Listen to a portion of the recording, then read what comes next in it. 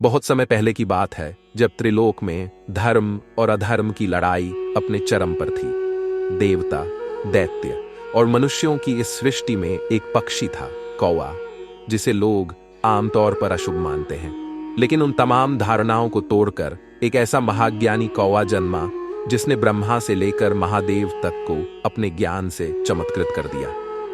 उसे कहा गया काकभुशुंडी।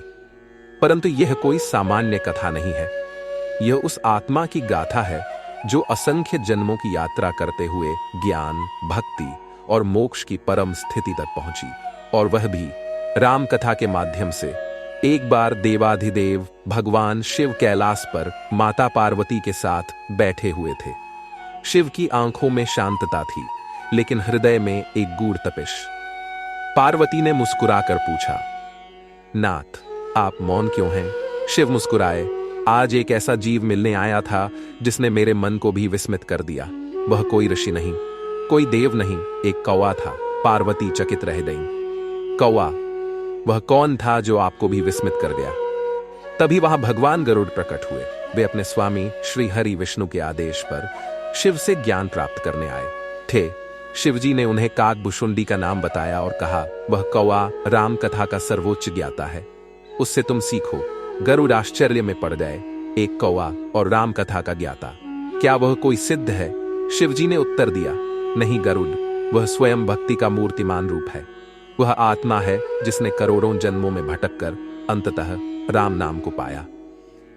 और यहीं से प्रारंभ होती है काकभुशुंडी की उस जन्म जन्मांतर की यात्रा की कथा, जिसने उन्हें एक कौवे के रूप में भी मोक्ष का अधिकारी बना दिया। बहुत पहले की बात है, जब सतयुग का अंत हो रहा था और त्रेता का आरंभ। एक नगर था, प्रयाग, वही पवित्र प्रयाग जहां गंगा, यमुन और सरस्वती का संगम होता है। वहां एक श्रेष्ठ ब्राह्मण रहा करता था जिनका नाम था विद्याधर। वे नित्य वेद पाठ करते, यज्ञ करते, साधना में लीन रहते। उनकी पत्नी भी परम पतिव्रता थी। उन दोनों ने वर्षों तक संतान के लिए तप किया। अंततः ब्रह्मा जी ने उन पर प्रसन्न होकर वरदान दिया। कुल में जन्म लिया गगन नामक बालक ने, वही गगन जो कालांतर में काकभुशुंडी बना। गगन बचपन से ही अत्यंत मेधावी था। केवल 5 वर्ष की आयु में ही उसने वेदों का मूल सार समझ लिया। 10 वर्ष की अवस्था में वह शास्त्रार्थ में कई पंडितों को पराजित कर चुका था। लेकिन वह एक दोष से ग्रस्त था, अहंकार। उसके मन में धीरे धीरे यह भावना घर करने लगी कि मैं ही सर्वोच्च ज्ञानी हूं, बाकी सब अज्ञानी। इसी अभिमान ने उसे पतन की ओर धकेला। एक बार वह वन में भ्रमण करते हुए एक साधु से मिला। वह साधु राम नाम का जाप कर रहा था। गगन को हंसी आ गई। राम नाम, क्या यह कोई ब्रह्म ज्ञान है? क्या केवल नाम लेने से मुक्ति मिलती है? साधु ने शांत भाव से उत्तर दिया, तू ब्रह्म को वेदों में ढूंढता है, मैं उसे राम नाम में पाता हूं। तेरा मार्ग ज्ञान का है, मेरा मार्ग भक्ति का। दोनों सच्चे हैं, परंतु फल अलग हैं। गगन को यह बात चुभ गई। उसने साधु का अपमान किया और वहां से चला गया। इसी अहंकारवश उसने कई साधुओं और तपस्वियों का तिरस्कार किया। लेकिन नियति कब मौन रहती है? एक दिन गगन को एक ताप, पीड़ा ने घेर लिया। उसके शरीर में अग्नि सी जलन होने लगी। सारे वैद्य असमर्थ हो गए। तब उसके पिता ने कहा, तू राम नाम की अवमानना करता रहा, अब वही नाम ही तुझे उबारेगा। गगन ने पहली बार अपने घमंड को तोड़ा और राम नाम का जाप करना शुरू किया। आश्चर्य की बात यह थी कि जैसे जैसे वह राम का नाम लेता, उसकी पीड़ा शांत होने लगती। उसने कई महीनों तक राम नाम का जप किया। धीरे धीरे उसके अंदर एक परिवर्तन आया। अब वह राम नाम को केवल शब्द नहीं, परम तत्व मानने लगा। एक रात स्वप्न में भगवान राम स्वयं उसके समक्ष प्रकट हुए। उन्होंने कहा, हे पुत्र, तुझे अहंकार से मुक्त कर भक्ति का मार्ग दिखाया है, अब तू मेरा दूत बन। गगन ने नतमस्तक होकर विनती की, प्रभु, मुझे अपना सेवक बना दीजिए।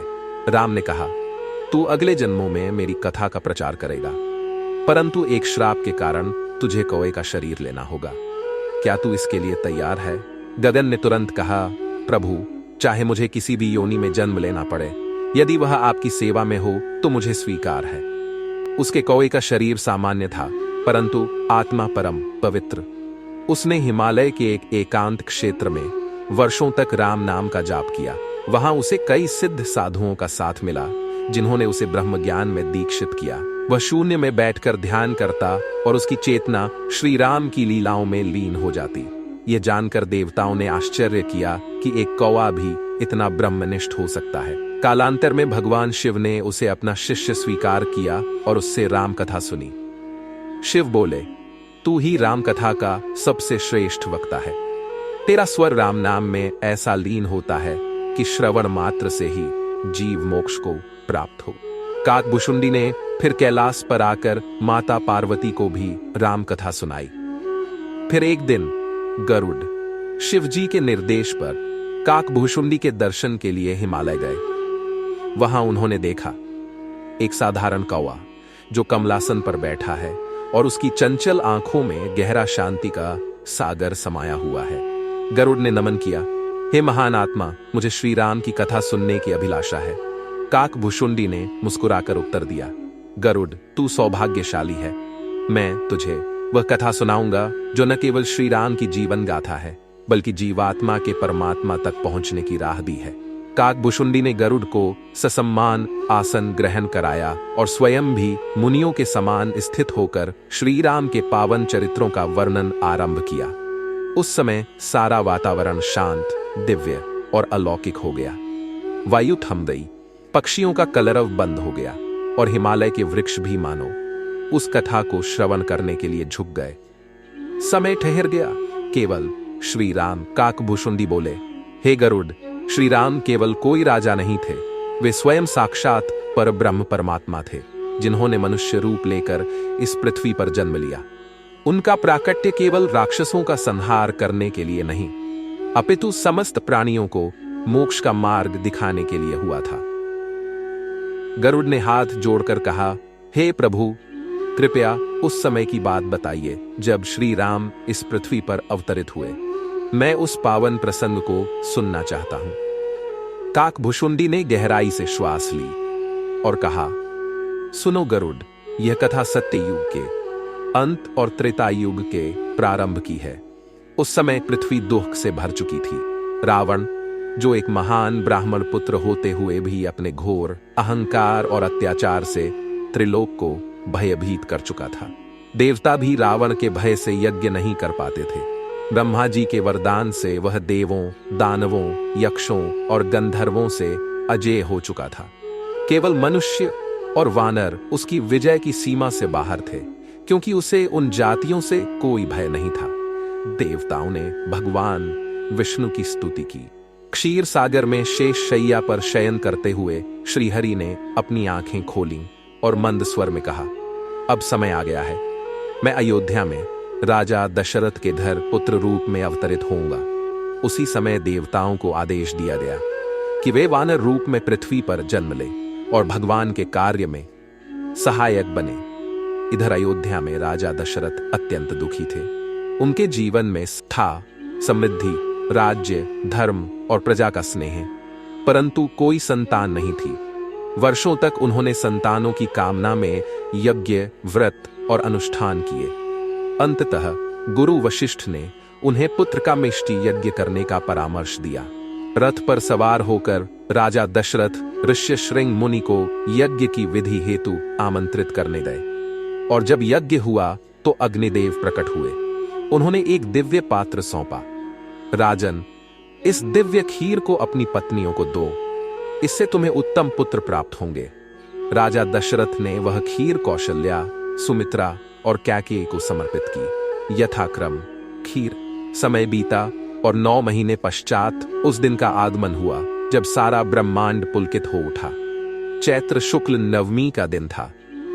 पुष्य नक्षत्र और कर्क लग्न। उस दिन अयोध्या में चारों दिशाओं में मंगल ध्वनि गूंज उठी।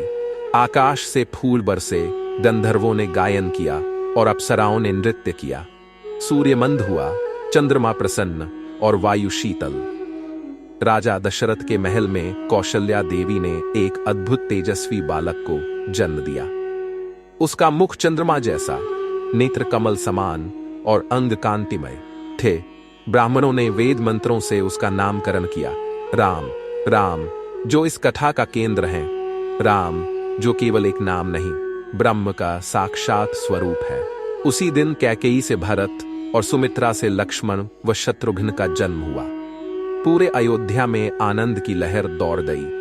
राज्य की गलियों में दीप जलाए गए, सुगंधित फूलों से पूरे नगर को सजाया गया और प्रजा ने प्रसन्न होकर उत्सव मनाया। बालक राम बचपन से ही अत्यंत शालीन, मर्यादित और आज्ञाकारी थे। उनका स्वभाव इतना कोमल था कि कोई भी उन्हें देखकर मुग्ध हो जाता। वे अपने तीनों भाइयों के साथ सदैव धर्म, शस्त्र और शास्त्र की शिक्षा में लीन रहते।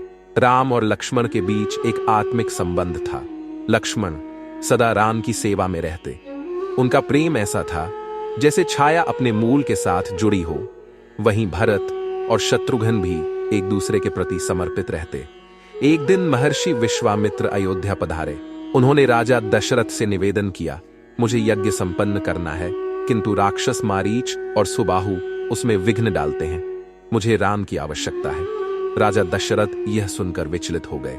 राम तो अभी केवल 16 वर्ष के हैं, वे राक्षसों से कैसे युद्ध करेंगे। तब विश्वामित्र ने उन्हें शांत किया, राजन, यह बालक सामान्य नहीं है, यह साक्षात धर्म का अवतार है। वशिष्ठ मुनि ने भी समर्थन किया। दशरथ की आंखों में अश्रु थे, परंतु उन्होंने राम को विदा किया। राम चल दिए, लक्ष्मण को साथ लेकर। यह पहला अवसर था जब राम ने घर की सीमा पार की। यह यात्रा केवल राक्षसों के वध के लिए नहीं थी, यह यात्रा स्वयं श्री राम के चरित्र की शुरुआत थी, जो युगों तक मानवता को दिशा देती रहेगी। राम ने मार्ग में तारका का वध किया। एक स्त्री को मारना उस समय भी अनुचित माना जाता था, परंतु विश्वामित्र ने स्पष्ट किया, जो धर्म के विरुद्ध है वह केवल नाम की स्त्री है। तारका अत्याचारी है, उसका नाश आवश्यक है। राम ने धर्म और मर्यादा की रक्षा के लिए अपने बाण चलाए और तारका को मार गिराया। वहीं से उनके पराक्रम की गाथाएं प्रारंभ हुई। इसके बाद वे सिद्धाश्रम पहुंचे, जहां उन्होंने मारीच और सुबाहु का वध किया और यज्ञ को निर्विघ्न संपन्न कराया। अब विश्वामित्र उन्हें मिथिला ले गए, जहां जनक महाराज की पुत्री सीता स्वयंवर के योग्य थीं। जनक ने प्रतिज्ञा की थी, जो शिव धनुष को उठाकर प्रत्यंचा चढ़ा सकेगा वही मेरी पुत्री का पति बनेगा। कई राजाओं ने प्रयास किया, परंतु असफल रहे। रावण भी आया, किंतु धनुष को हिला भी नहीं सका। फिर राम मंच पर आए। उन्होंने धनुष को उठाया जैसे कोई बालक पुष्प चुनता है, और प्रत्यंचा चढ़ाने का प्रयास करते ही धनुष 2 टुकड़ों में टूट गया। पूरा सभागृह गूंज उठा। सीता ने राम के गले में वरमाला डाली। आकाश से पुष्प वर्षा होने लगी। जनक ने आनंदपूर्वक यह सूचना दशरथ को भेजी। दशरथ अयोध्या से मिथिला आए और वहां चारों भाइयों का विवाह जनक की पुत्रियों से हुआ। राम सीता, लक्ष्मण उर्मिला, भरत मांडवी और शत्रुघ्न श्रुति कीर्ति का विवाह संपन्न हुआ। यह विवाह केवल एक पारिवारिक अनुष्ठान नहीं था, यह चारों पुरुषार्थों धर्म, अर्थ, काम, मोक्ष का प्रतीक था। अब राम अयोध्या लौट आए।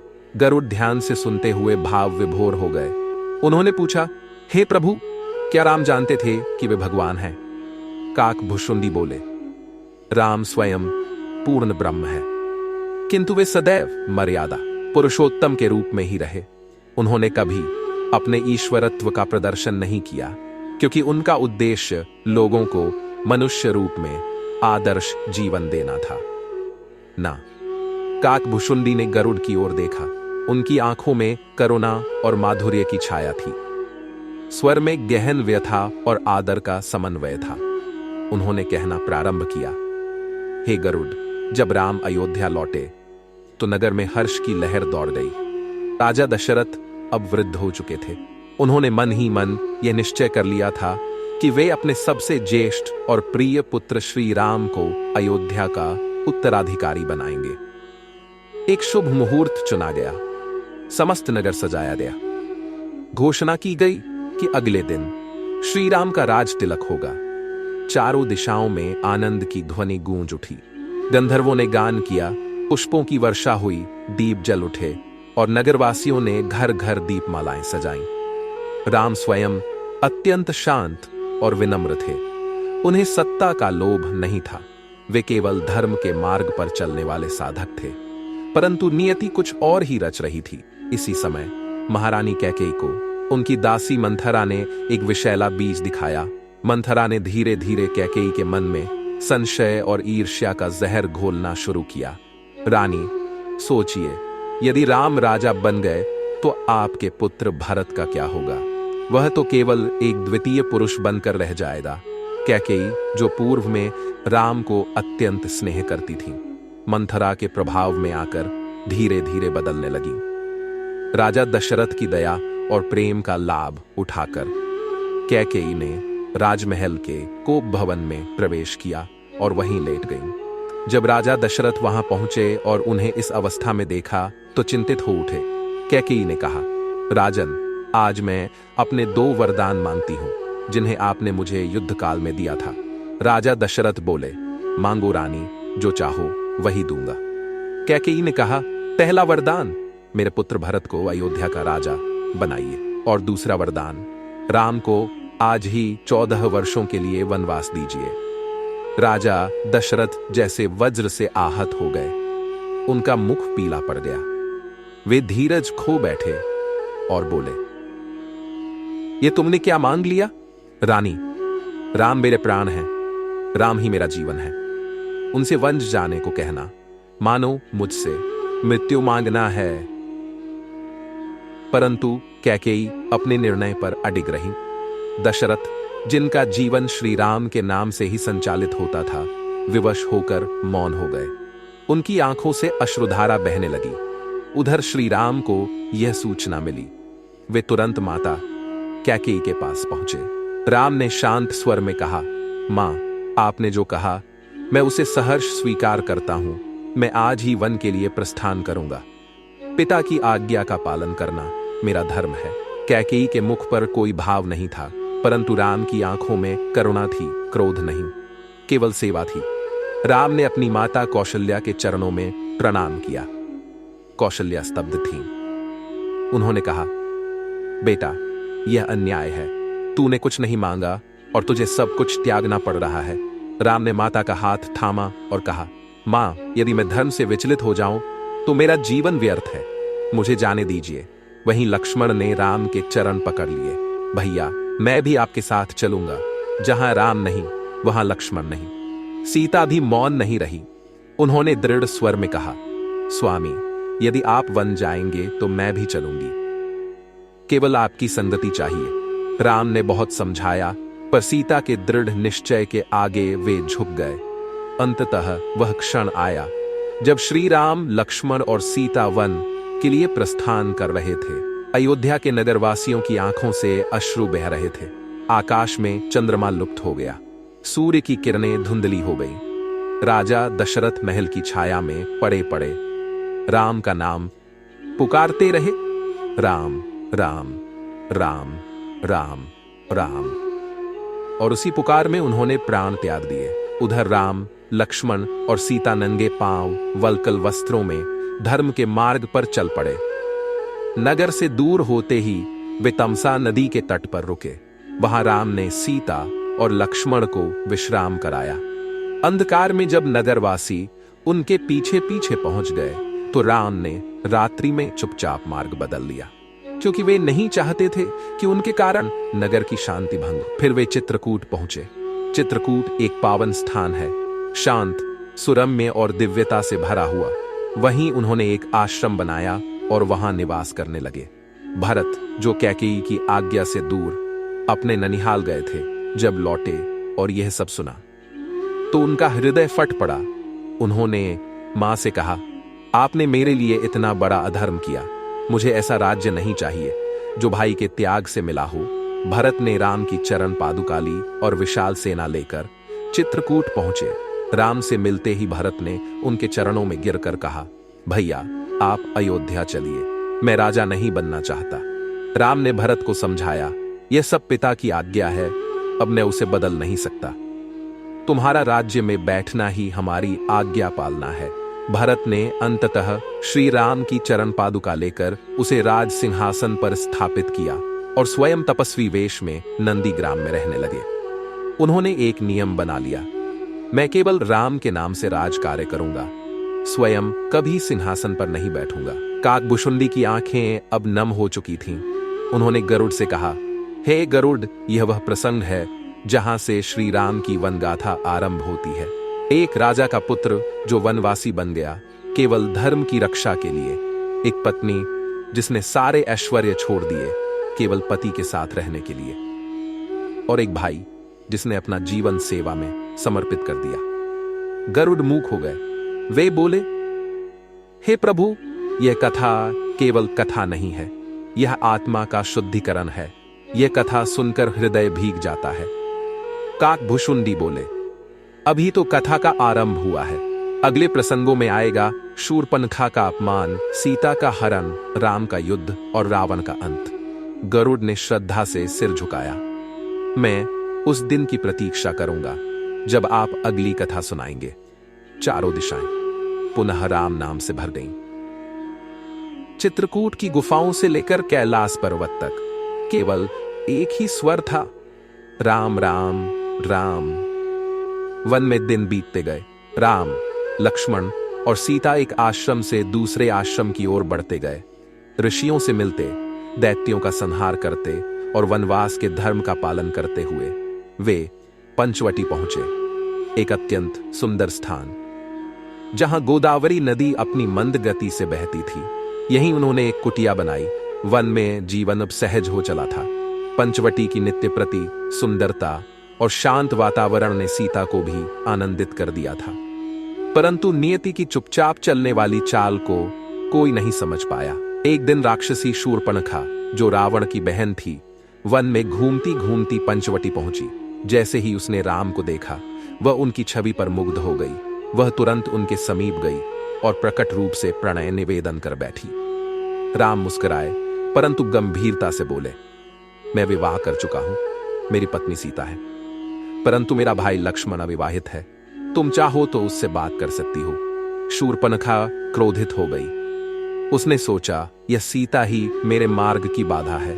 उसने झपट्टा मारा सीता को मारने के लिए, परंतु लक्ष्मण ने तुरंत तलवार खींची और उसकी नाक और कान काट डाले। रक्त से लथपथ शूर्पणखा चीखती चिल्लाती भागी और अपने भाई खरदूषण के पास पहुंची, जो वहां के राक्षस सेनापति थे। उसने विलाप करते हुए कहा, वन में 2 मानव और एक स्त्री ने मुझ पर अत्याचार किया, उन्हें मार डालो। खरदूषण अपनी सेना लेकर पहुंचे, परंतु राम ने अकेले ही उन्हें युद्ध में परास्त कर दिया। राक्षसों की भारी सेना पल भर में धराशायी हो गई। अब शूर्पणखा रावण के पास पहुंची। उसने क्रोध और अपमान से कांपते हुए कहा, हे भाई, एक स्त्री सीता इस वन में रहती है। वह इतनी सुंदर है कि स्वयं इंद्राणी भी उसकी तुलना नहीं कर सकती। यदि वह तेरी रानी बने तो स्वर्ग की अप्सराएं भी फीकी लगे। रावण की आंखों में काम और प्रतिशोध की ज्वाला जल उठी।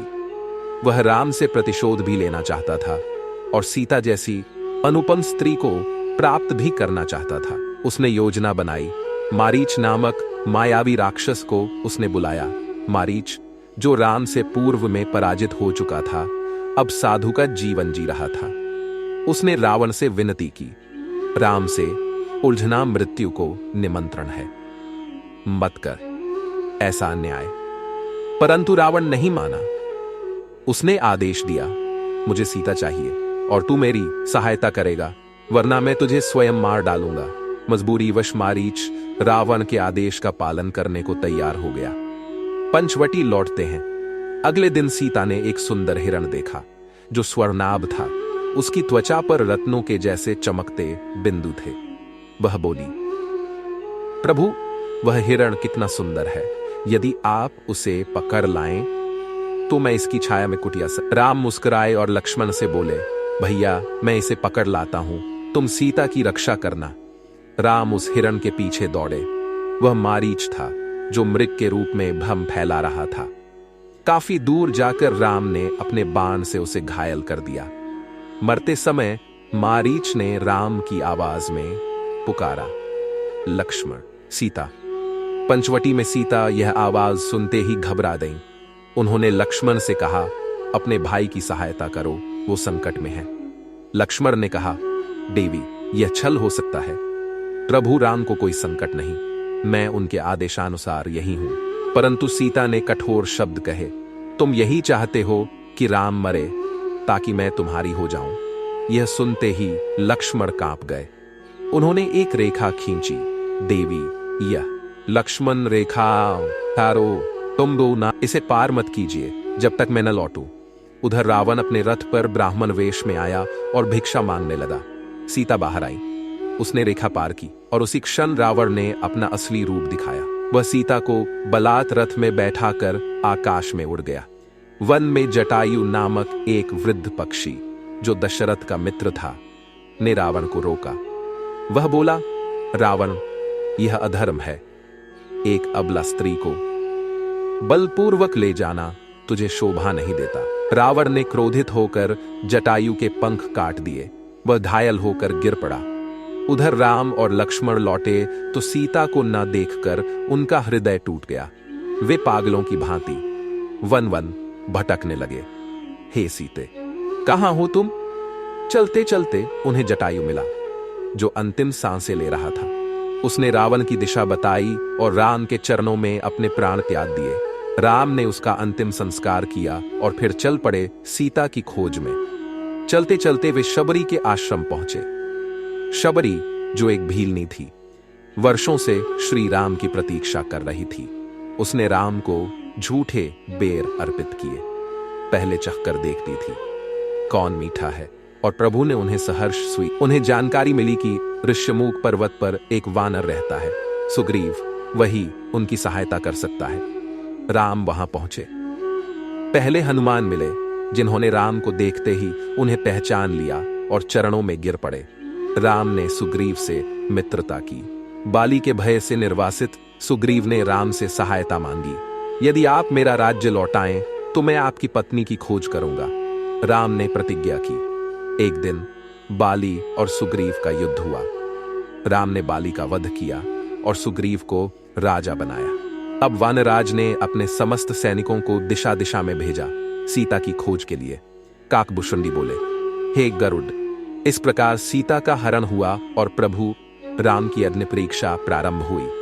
एक पति जिसकी पत्नी का अपहरण हुआ हो और जो अकेला समस्त पृथ्वी पर घूमता है, उसका दर्द केवल वही जानता है जो प्रेम और धर्म दोनों को साथ लेकर चलता हो। गरुड़ बोले, हे ऋषिवर, यह कथा केवल कथा नहीं, यह संपूर्ण धर्म की परिभाषा है।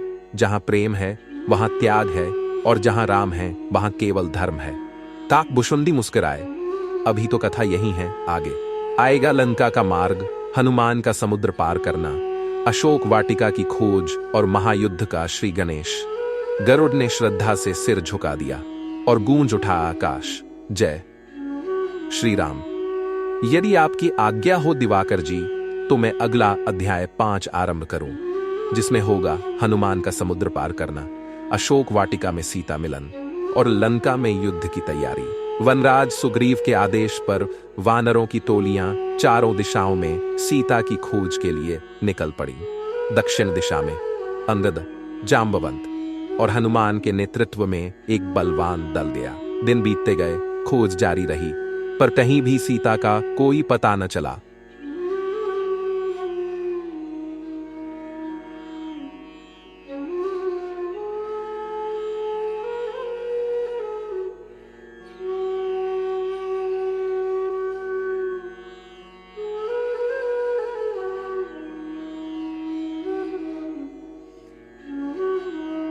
संपाति ने जब राम का नाम सुना, उसकी आंखों से आंसू बह निकले।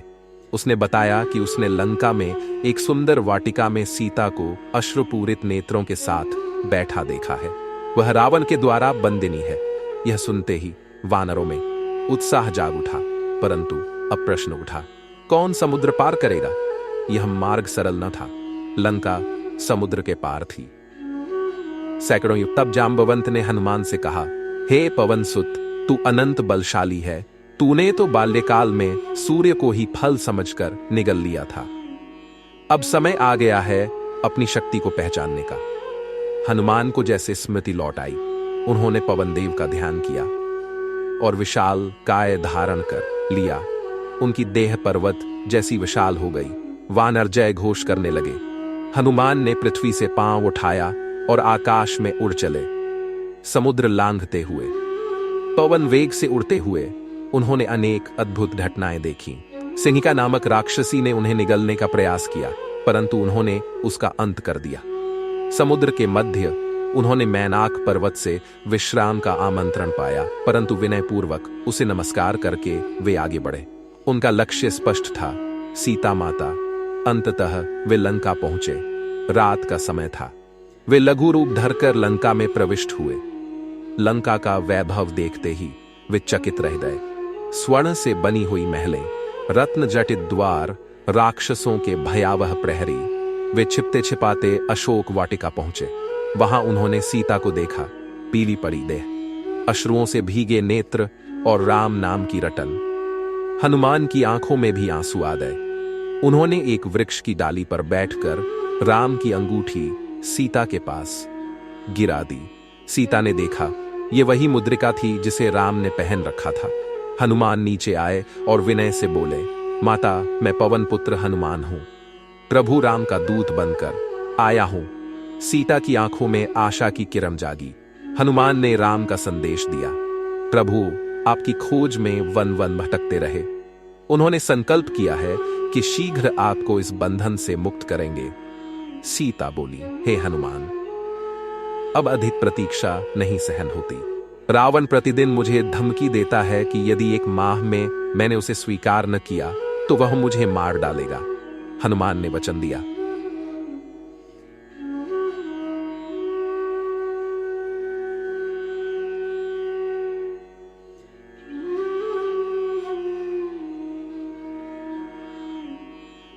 हनुमान ने रावण की सेना को ललकारा। उन्होंने अनेक सेनापतियों को परास्त किया। अंततः उन्हें रावण के दरबार में बंदी बनाकर लाया गया। रावण ने देखा, यह बंदर क्या कर सकता है। हनुमान ने निर्भीकता से कहा, हे दशानन, मैं राम का दूत हूं, सीता को लौटाओ, अन्यथा युद्ध से विनाश निश्चित है। रावण ने क्रोधित होकर आज्ञा दी, इसके पूंछ में आग लगा दो। राक्षसों ने हनुमान की पूंछ में कपड़ा बांधा और उसमें आग लगा दी, परंतु यही रावण की भूल थी। हनुमान ने अपना विशाल रूप धारण किया और पूंछ में लगी आग से लंका को दहकाना प्रारंभ कर दिया। एक एक महल, एक एक प्रासाद अग्नि में भस्म हो गया। लंका जल उठी। एक स्वर में सब पुकार उठे, राम का दूत। यह तो स्वयं अग्नि देवता बन गया। हनुमान सीता के पास पहुंचे, प्रणाम किया और कहा, माता, मैं अब लौटता हूं, प्रभु को सब बताऊंगा। वे समुद्र पार कर पुनः हनुमान ने पूरी कथा सुनाई। रावण का अहंकार, लंका की रक्षा, सीता की दशा और अपनी पूंछ से किया गया लंका दहन। राम ने उन्हें हृदय से लगा लिया। काकभूषुंडी बोले, हे गरुड़, हनुमान केवल बलशाली नहीं, वे श्रद्धा और सेवा के प्रतीक हैं। उन्होंने वह कर दिखाया जो किसी देवता से भी कठिन था। भक्ति के बल पर उन्होंने समुद्र लांघा, राक्षसों से लड़ा और प्रभु के संदेश को सीता तक पहुंचाया। गरुड़ बोले, हे ऋषिवर, अब तो प्रतीक्षा युद्ध की है। कब वह दिन आएगा जब रावण का अंत होगा। काकभूषुंडी ने धीमे स्वर में उत्तर दिया, अगला चरण महायुद्ध का है। राम सेतु का निर्माण, विभीषण का आगमन और अंततः धर्म का रावण पर प्रहार। अंततः धर्म का रावण हनुमान की वापसी ने समस्त सेना में उत्साह भर दिया। सीता माता का संदेश और लंका की स्थिति सुनकर प्रभु राम ने अपनी दृष्टि समुद्र की ओर घुमाई। अब समय आ गया था रावण को उसके अधर्म का दंड देने का। सेना सागर के किनारे पहुंच चुकी थी, परंतु महासागर उनके मार्ग में था। प्रभु राम ने विनम्रता से समुद्र देवता से प्रार्थना की, हे सागर, यदि तू हमें मार्ग नहीं देगा तो तू भी इस अधर्म का सहभागी कहलाएगा। 3 दिन बीत गए, समुद्र शांत रहा। तब राम ने क्रोधित होकर धनुष उठाया। उन्होंने अग्निबाण संधान किया, समुद्र को सुखाने का संकल्प कर लिया। सागर कांप उठा। उसी क्षण सागर देव प्रकट हुए। प्रभु, मुझे क्षमा करें, मेरा धर्म है स्थिर रहना, परंतु मैं आपको एक उपाय बताता हूं। आपके वानर सेना में नल और नील 2 ऐसे वीर हैं जिनके स्पर्श से पत्थर भी जल पर तैरते हैं। नलनील को आदेश मिला। सेना ने समुद्र में पत्थर फेंकने आरंभ किए और आश्चर्य, जो पत्थर डूबते थे वे अब तैरने लगे। सेतु का निर्माण प्रारंभ हुआ। दिनों के परिश्रम से एक महाशक्तिशाली सेतु बन गया जो समुद्र को पार करता हुआ लंका तक पहुंचता था। सेना तैयार हुई। उसी समय लंका में विभीषण, रावण का भाई, बार बार उसे चेतावनी दे रहा था। हे रावण, सीता को लौटा दो। राम कोई साधारण मानव नहीं, वे स्वयं नारायण हैं। परंतु रावण का अहंकार पर्वत बन चुका था। उसने विभीषण को अपमानित कर राज्य से निष्कासित कर दिया। विभीषण राम के पास पहुंचे। राम ने उन्हें गले लगाया। जो शरण में आता है, वह चाहे शत्रु का भाई ही क्यों न हो, वह मेरा है। विभीषण को लंका का भविष्य राजा घोषित किया गया। अब युद्ध की घोषणा हो चुकी थी। वानर सेना लंका की ओर कूच कर चुकी थी। सेतु पार कर वे लंका के द्वार तक पहुंच गए। रावण की सेना भी सजग थी। कुंभकर्ण, मेघनाद, प्रहस्त, महापार्श्व जैसे बलशाली योद्धा तैयार थे। युद्ध प्रारंभ हुआ। प्रथम आक्रमण में मेघनाद ने लक्ष्मण को निशाना बनाया। शक्तिबाण चलाकर लक्ष्मण को मूर्छित कर दिया। समस्त सेना शोक में डूब गई। राम ने भाई के मस्तक को गोद में रखा और आंसुओं से कहा, हे लक्ष्मण, यदि तू न उठा तो मैं किससे स्नेह करूंगा। विधाता भी उस क्षण मौन थे। तब हनुमान को आदेश मिला। द्रोणगिरी पर्वत पर संजीवनी बूटी है, सूर्य उदय होने से पहले उसे ले आओ। हनुमान पर्वत पर पहुंचे, परंतु अनेक वनस्पतियों में संजीवनी पहचानना कठिन था। तब उन्होंने संपूर्ण पर्वत ही उठा लिया और उड़कर लौट आए। वैकुंठ की इच्छा से सुषेण वैद्य ने लक्ष्मण को संजीवनी दी। वे उठ बैठे। सेना ने जय घोष किया, जय श्री राम, जय हनुमान। उधर कुंभकर्ण, जो 6 महीने की निद्रा में रहता था, जब जागा तो वह जानता था कि राम कोई साधारण नहीं, परंतु अपने भाई के प्रति वफादारी के कारण युद्ध में गया। उसने वानर सेना में भीषण संहार किया, परंतु अंततः राम के बाणों से वह भी धराशायी हो गया। अब रावण ने स्वयं युद्ध भूमि में प्रवेश किया। धरती कांप उठी। उसकी रथ की गति, उसकी गरज और उसकी 10 दिशाओं में उठती भुजाएं सब भयावह थीं, परंतु राम शांत थे जैसे महासागर। दोनों महान योद्धा आमने सामने आए। अनेक दिनों तक युद्ध चला। रावण ने मायाओं का प्रयोग किया, तामसी शक्तियों से आकाश को ढक दिया, परंतु राम की शुद्धता के आगे उसका हर प्रयास व्यर्थ हो गया। अंत में विभीषण ने बताया, रावण की नाभि में अमरत्व है, वहीं उसका अंत है। राम ने ब्रह्मास्त्र उठाया। उस क्षण समस्त देवता प्रकट हुए। ब्रह्मा, शंकर, इंद्र और सब ने कहा, हे राम, यह धर्म का निर्णय है, अधर्म का अंत सुनिश्चित है। बाण संधान हुआ। रावण की नाभि भेद दी गई। रावण धराशायी हुआ। उसका महा अहंकार धूल में मिल गया। लंका में हाहाकार मच गया, परंतु सीता को अभी अग्नि परीक्षा से गुजरना था। राम ने कहा, यदि तुम शुद्ध हो तो अग्नि तुम्हें स्वीकार करेगी। सीता अग्नि में प्रविष्ट हुई। अग्निदेव प्रकट हुए। तब राम ने कहा, मैं जानता था, परंतु जग के लिए यह आवश्यक था। लंका विभीषण को सौंपी गई और फिर राम, सीता और लक्ष्मण पुष्पक विमान से अयोध्या लौटे। काकभुशुंडी बोले, हे गरुड़, यह कथा केवल युद्ध की नहीं, यह मर्यादा की, भक्ति की और धर्म के पुनर्स्थापन की है। राम हर युग में जन्म लेते हैं, कभी रघुकुल में, कभी किसी पीड़ित के हृदय में और कभी भक्त की आंखों में। गरुड़ ने आंखें बंद कर ली। रावण का वध हो चुका था। लंका शांत थी और धर्म का परचम पुनः फहरा उठा था। विभीषण ने लंका का शासन संभाला और राम के चरणों में जीवन समर्पित कर दिया। हनुमान ने प्रभु राम से कहा, प्रभु, अब हमें अयोध्या लौटना चाहिए। भरत प्रभु आपकी प्रतीक्षा में प्राण त्यागने को तत्पर हैं। राम ने पुष्पक विमान को आदेश दिया। सीता, लक्ष्मण, हनुमान, सुग्रीव, विभीषण और समस्त प्रियजन उस दिव्य विमान में आरूढ़ हुए। आकाश मार्ग से विमान बढ़ा और मार्ग में वे कई स्थलों से गुजरे। शबरी का आश्रम, गुप्त गंगा, ऋषि आश्रम, शबरी का स्मरण आते ही राम की आंखें सजल हो उठी। राम बोले, उस तपस्विनी के प्रेम ने ही मुझे मानवता का मर्म सिखाया था।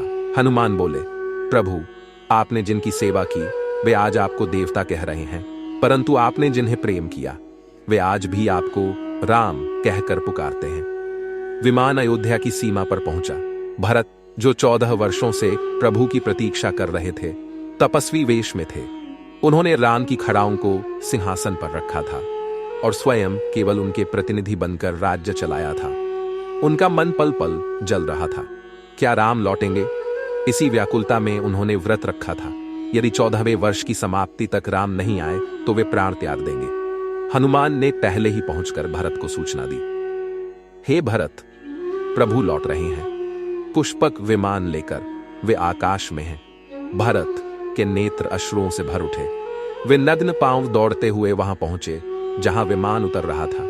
जैसे ही राम ने पांव धरा, भरत ने उनके चरण पकड़ लिए। भैया, आपके बिना अयोध्या सूनी थी। मेरे दिन केवल प्रतीक्षा में बीते। राम ने भरत को उठाया, गले लगाया और बोले, हे भरत, तू मेरे जीवन की आत्मा है। तेरे प्रेम ने मुझे मानव बनाकर रखा। नगर में उत्सव आरंभ हो चुका था। वनवासी राम अब राजा बनने जा रहे थे। प्रभु राम का राज्याभिषेक संपन्न हुआ। हनुमान, लक्ष्मण, भरत, शत्रुघ्न सभी ने यथा योग्य स्थान ग्रहण किया। नगरवासी आनंद मग्न थे। राम राज्य की स्थापना हुई, जहां न कोई दुखी था न कोई भूखा। सभी धर्म के पथ पर चलने लगे। न चोरी थी न दुष्टता। पशु पक्षी तक सुखी हो उठे। सीता देवी ने भी रानी का धर्म निभाया। परंतु संसार का नियम है कि जहां प्रकाश है वहां कहीं छाया भी रहती है। जनता में कानाफूसी आरंभ हुई। क्या सीता रावण की लंका में रहने के बाद पवित्र रह सकी? राम के हृदय में द्वंद्व उठा। उन्होंने धर्म और समाज के मध्य एक कठिन निर्णय लिया। सीता का वन गमन। गर्भवती सीता को राम ने त्याग दिया। यद्यपि उनका हृदय रो रहा था।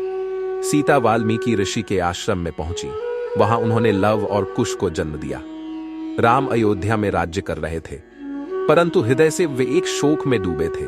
कई वर्षों बाद लव कुश ने जब राम कथा का गायन नगर में किया, तब राम को ज्ञात हुआ कि वे उनके ही पुत्र हैं। सीता ने अंतिम बार पृथ्वी माता से प्रार्थना की, यदि मैं पवित्र हूं तो मुझे अपनी गोद में ले लो। धरती फटी और सीता समा गई। राम ने यह देखा और हृदय की शांति खो दी। कुछ समय पश्चात उन्होंने लवकुश को राज्य सौंपा और सरयू के तट पर पहुंचे। वहां जल में प्रवेश करते हुए उन्होंने अपना दिव्य स्वरूप धारण किया। नारायण रूप में लौट गए। काकभुशुंडी ने गरुड़ को यह कथा सुनाई। गरुड़ आश्चर्य में डूबे थे। हे महामुनि, यह कथा तो केवल राम की नहीं, यह तो ब्रह्म की कथा है। आप जैसे कौवा कैसे इस दिव्य ज्ञान के अधिकारी बने? काकभुशुंडी बोले, हे गरुड़, पूर्व जन्मों में मैं एक अहंकारी ब्राह्मण था। मैंने श्री राम की लीला को तुच्छ समझा, परंतु एक दिन एक संत ने मुझे श्राप दिया, तू अगले जन्म में कौवा बनेगा। वही मेरा कल्याण हुआ। कौए रूप में मैंने संतों की सेवा की, राम नाम का जाप किया और तभी राम ने मुझे अपना दर्शन दिया। तभी से मैं इसी रूप में रहकर श्री राम की कथा कहता आ रहा हूं। गरुड़ ने कहा, हे मुनि, मैं अब आपकी कृपा से समझ पाया हूं कि राम कथा केवल कथा नहीं, वह ब्रह्म ज्ञान का सेतु है जो जीवन के हर द्वंद्व को पार करने का मार्ग दिखाती है। काकभुशुंडी बोले, जिसने राम का नाम जपा वह जन्म मरण के बंधन से मुक्त हुआ। जो इस कथा को प्रेम से सुनता है वह अपने सभी पापों से मुक्त होता है। यह कथा केवल ज्ञान नहीं, यह मुक्ति का द्वार है। इतना कहकर वे राम का नाम जपने लगे और वही स्वर चारों दिशाओं में गूंजने लगा। राम राम राम राम राम।